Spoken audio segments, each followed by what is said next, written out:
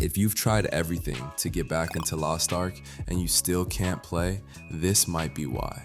Either you don't know that HWID bans exist and you're just sitting there wondering why every account you make gets nuked the second you log in, or you know exactly what they are and you've downloaded every random spoofer on the internet, tried every so-called bypass method out there, and now your serials are completely destroyed and corrupted and you get detected instantly even when you're running a spoofer.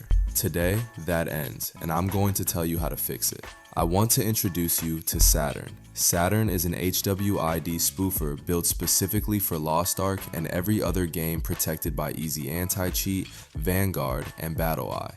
And before you compare it to your typical spoofer, the one that costs $20 a month because the developer copy-pasted every public repository on GitHub and asked ChatGPT to stitch it together, let me stop you right there. Did you know that? Because it's true, 90% of spoofers out there are the exact same tool, just rebranded. That's why when one gets detected, everyone gets wiped at the same time and floods the forums crying about it.